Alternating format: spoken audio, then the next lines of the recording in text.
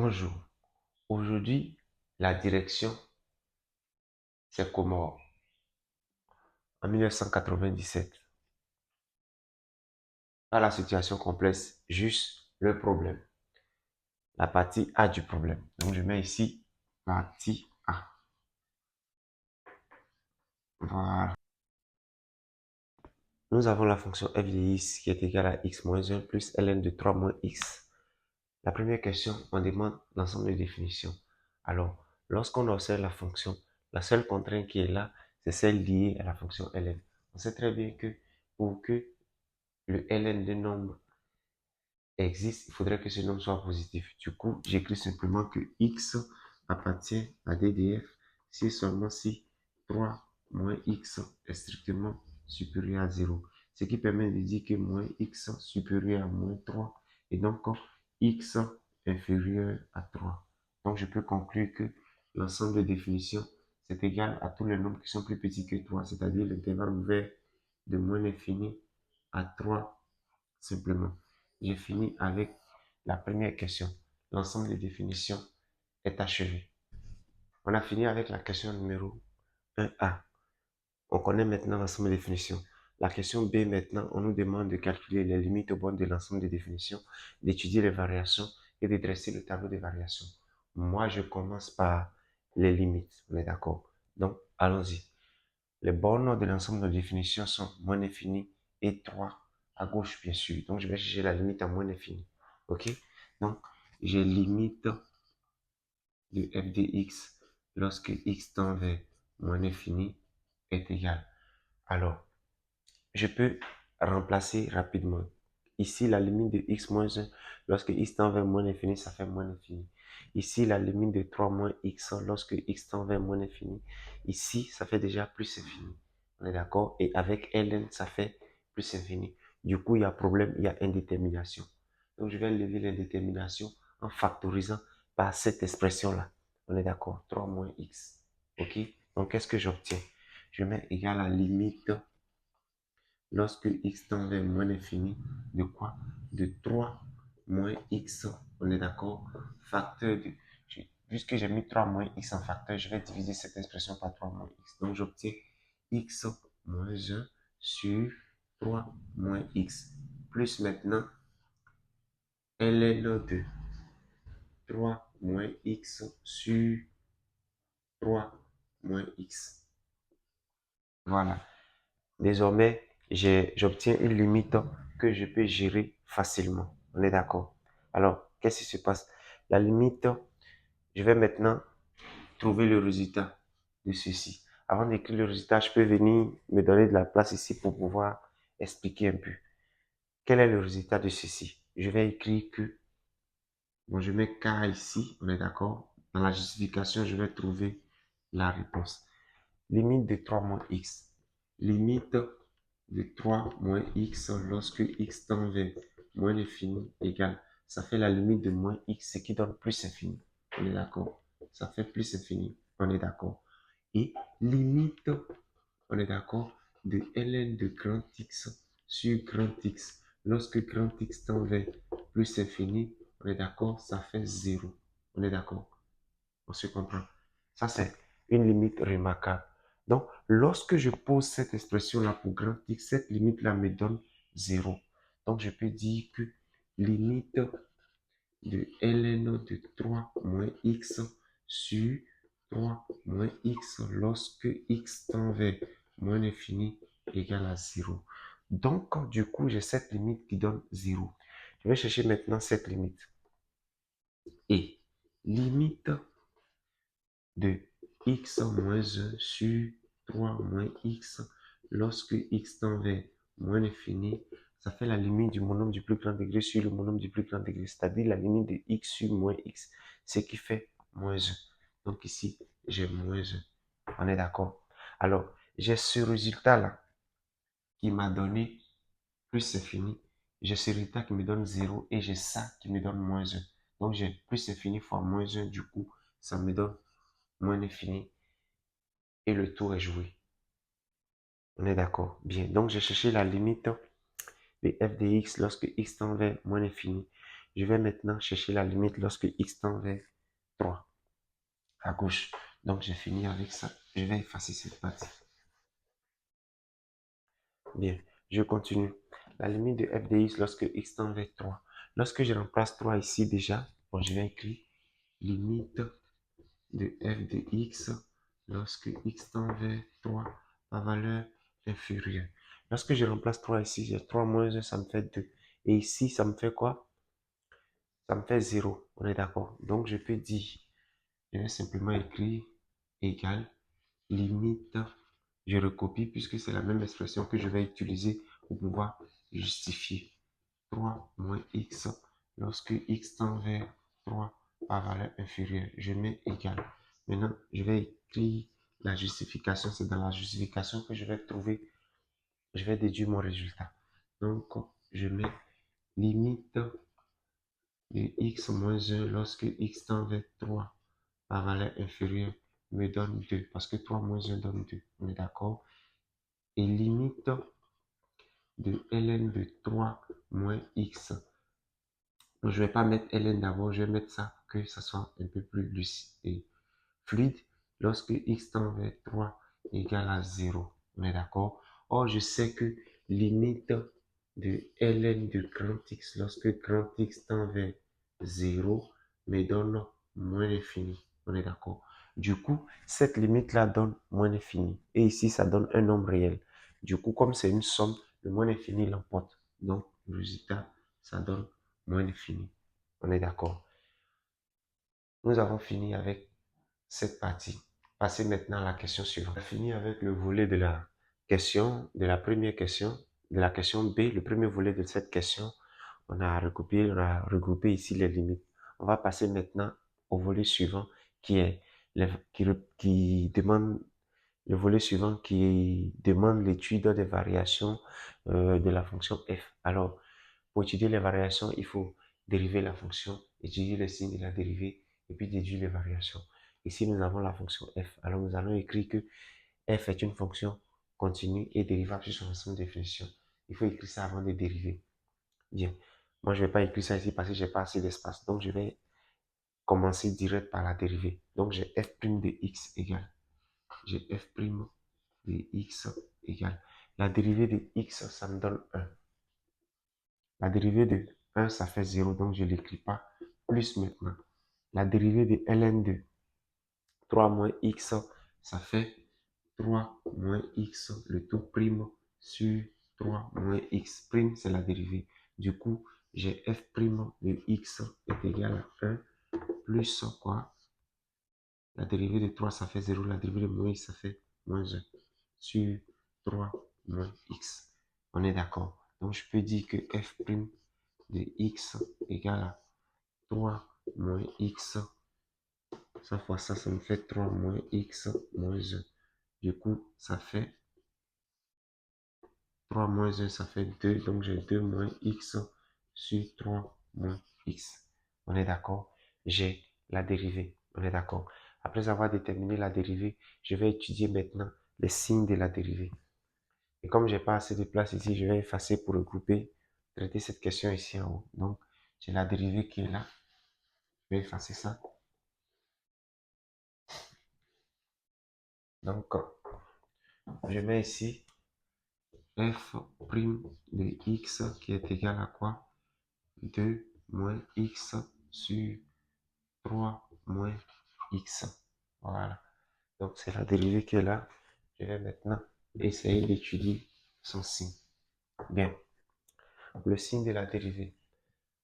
Je sais que x appartient à l'intervalle moins infini à 3. Donc, x est inférieur à 3.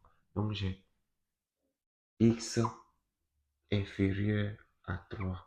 Ce qui entraîne que moins x est supérieur à moins 3. Il suffit de multiplier chacun des membres par moins 1 et moins 1. On est d'accord. Moins 1 étant négatif, lorsqu'on le multiplie, le signe d'égalité doit changer. Bien. Je vais balancer le moins 3 de l'autre côté. Donc, ça me fait 3 moins x supérieur à 0, évidemment. Donc, le dénominateur est positif. Donc, le signe de f' dépend de qui? Du numérateur. On est d'accord. Donc, je vais écrire le signe de f' est celui de 2 moins x. Donc, je vais poser maintenant 2 moins x égale à 0. Ça me fait moins x égale à moins 2. Donc, je peux x égale à 2. On est d'accord? Donc, je connais le nombre qui ennuie la dérivée. Qu'est-ce que je fais? Je fais mon petit tableau de signes ici simplement.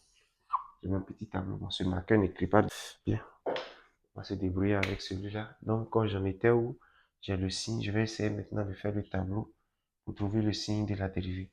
Donc, ici, j'ai ça. Nous sommes ici. Nous avons ici x. Nous avons moins l'infini. Et nous avons 3. Et nous avons le 2 qui est entre moins l'infini et 3.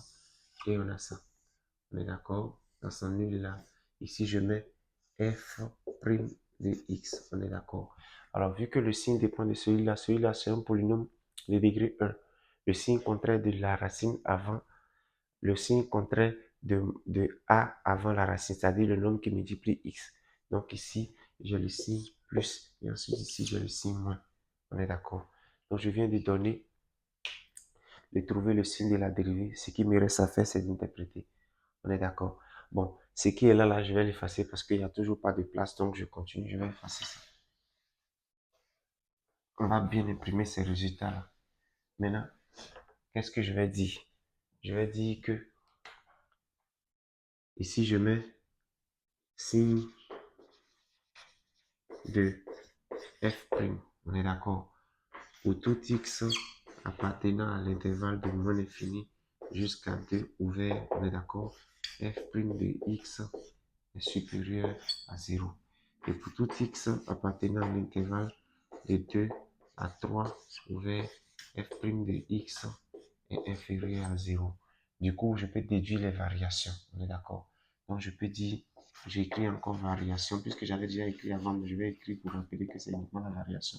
Je vais dire, pour tout x appartenant à l'intervalle non infini à 2, on est d'accord? Puisque f' est positif, ça veut dire que f est croissant. Donc, f croît. On est d'accord? Et pour tout x appartenant à l'intervalle de 2 à 3, on est d'accord? F décroît. F décroît sur cet intervalle. F est croissante, F est décroissante. Nous avons les variations. Maintenant, je vais déduire maintenant le tableau de variation. Donc, je vais faire le tableau de variation ici. Je vais effacer ça.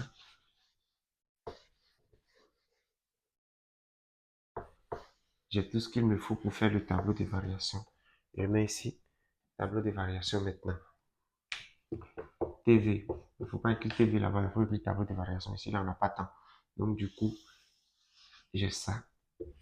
J'ai ça. J'ai X ici. J'ai moins l'infini. J'ai 2. Et j'ai ici 3. Je trace ici. J'ai mon rond ici. Ici, j'ai F' de X. Et ici, j'ai F simplement.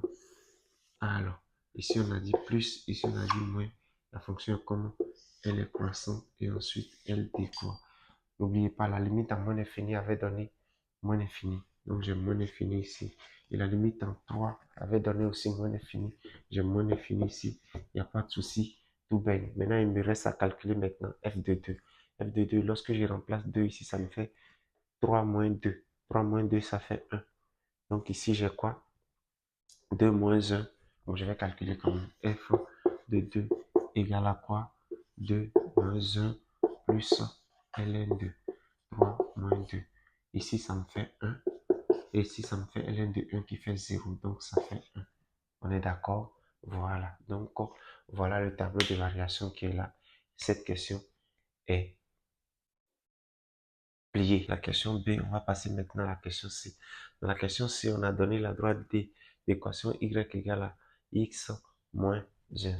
Et on nous demande de déterminer, d'étudier les positions relatives de C avec D. C, c'est la courbe représentative de la fonction f. On est d'accord? Donc, pour répondre à cette question, je vais supposer une fonction k de x qui est égale à la différence de ces deux expressions-là. Donc, j'ai soit k de x égale à f de x moins x moins 1. On est d'accord? Donc, k de x va donner quoi? X moins 1 plus ln de 3 moins x, on est d'accord, moins x plus 1. X en va avec moins x, moins ça va avec plus 1. Du coup, j'ai k de x égale à quoi?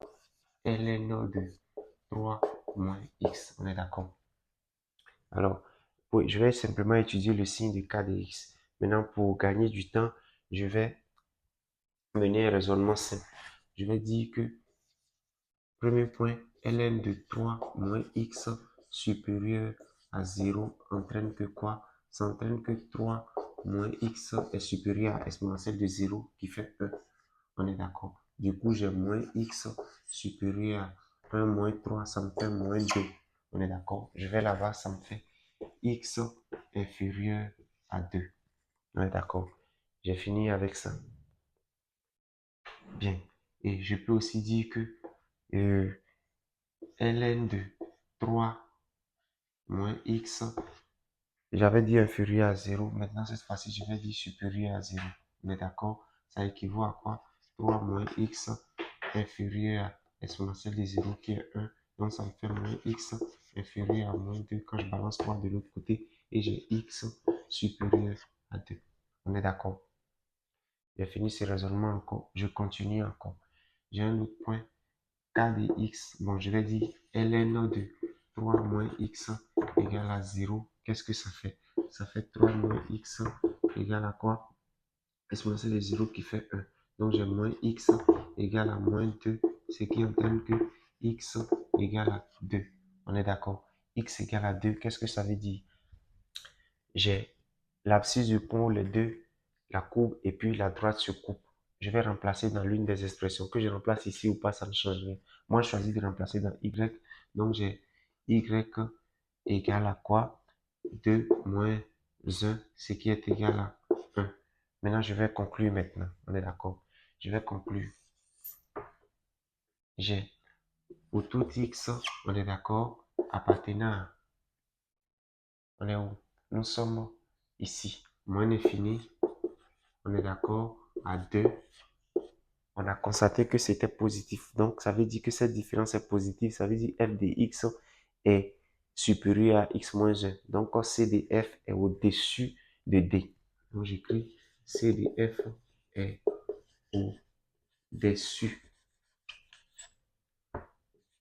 de d. Maintenant, je continue. Pour tout x appartenant à quel intervalle maintenant?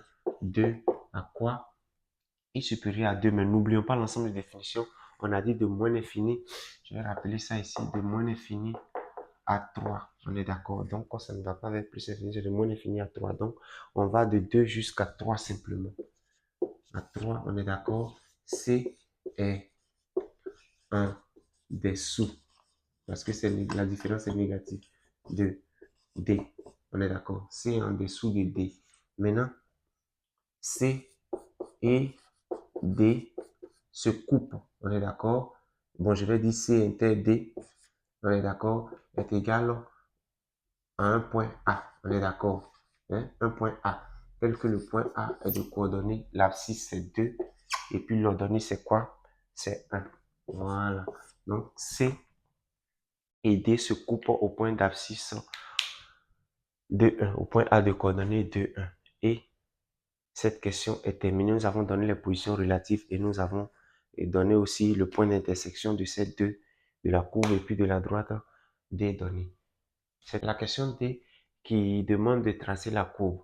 Alors, je ne vais pas tracer ça ici. Avec papier millimétré, c'est plus pratique de le faire, mais j'ai fait semblant de quelque chose là, juste pour montrer, juste pour faire la question d'après. On est d'accord? La question d'après, on nous dit de calculer E. E est l'aire du plan délimité par la courbe C, la droite D et la droite d'équation X égale à 0. On sait que la droite d'équation X égale à 0, c'est l'axe des ordonnées. Donc ici, il s'agit de, je vais me mettre ici, il s'agit de ça. La droite d'équation X égale à 0, c'est celle-là. On est d'accord? Donc j'ai X égale à 0. Et on a dit C, cette partie, et puis D, ça. On est d'accord? Donc, la partie, l'air qu'on me demande, E, c'est cette partie-là qu'on demande.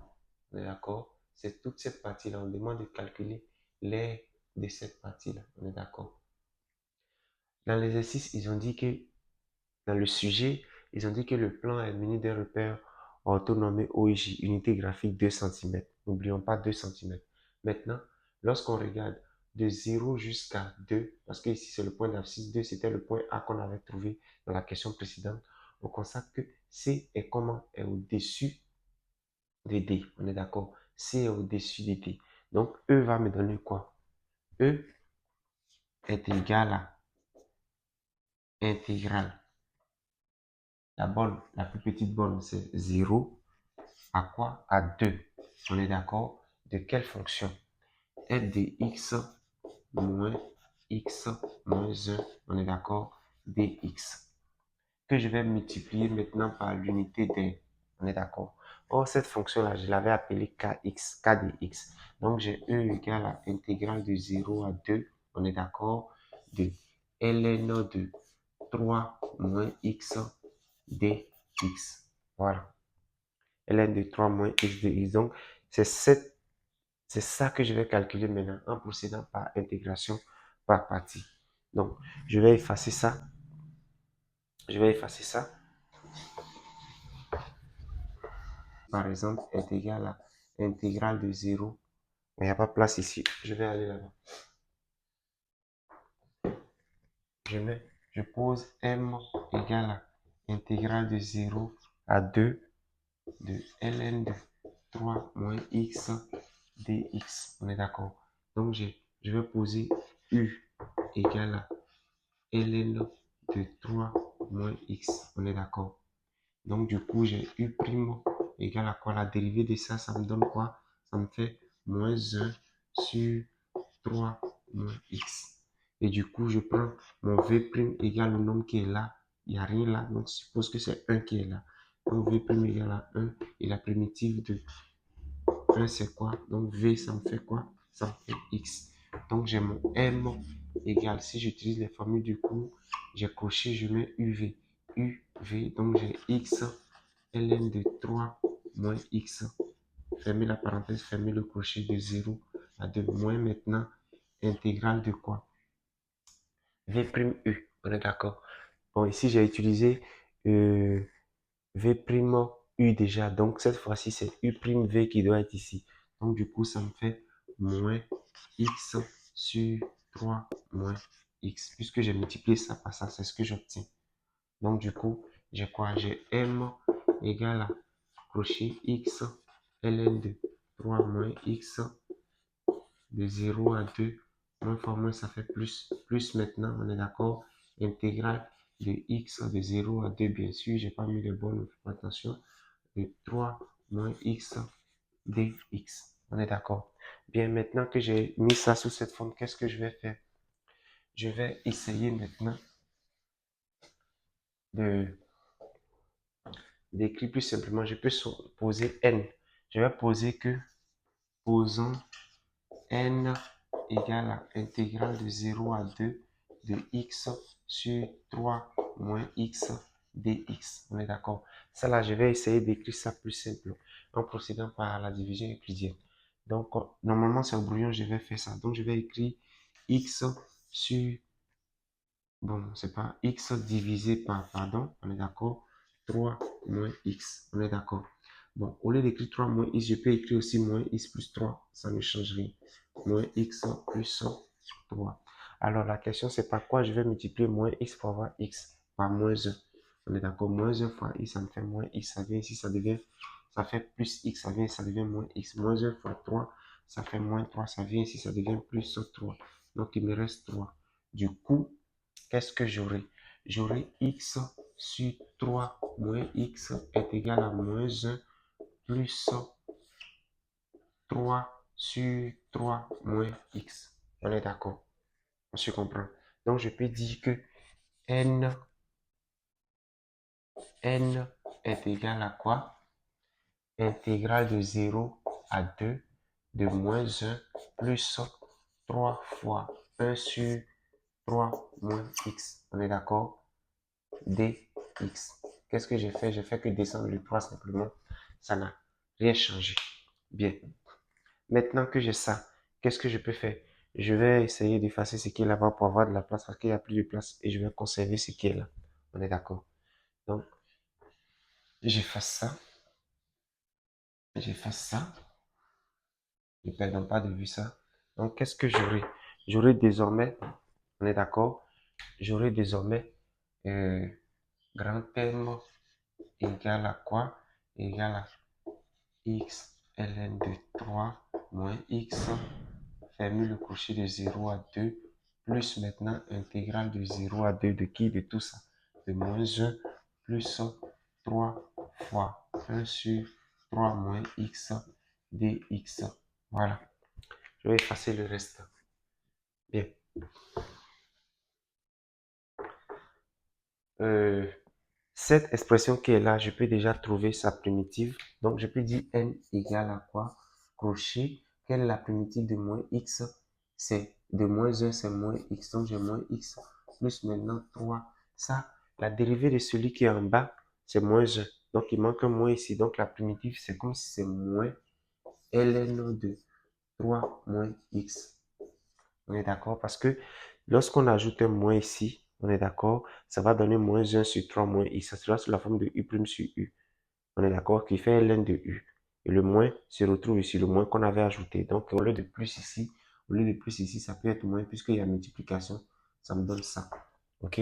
Donc, je peux dire maintenant que mon m est égal. Je vais remplacer ça parce que j'ai trouvé ici. Donc, ça me fait x ln de 3 moins x de 0 à 2 plus mon crochet, j'ai moins x moins 3, on est d'accord?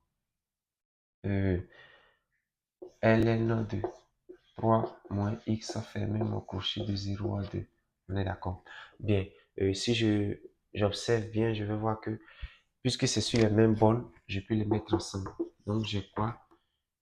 X ln de 3 moins x, on est d'accord? Moins x moins 3 ln de 3 moins x, fermez le crochet 0 à 2.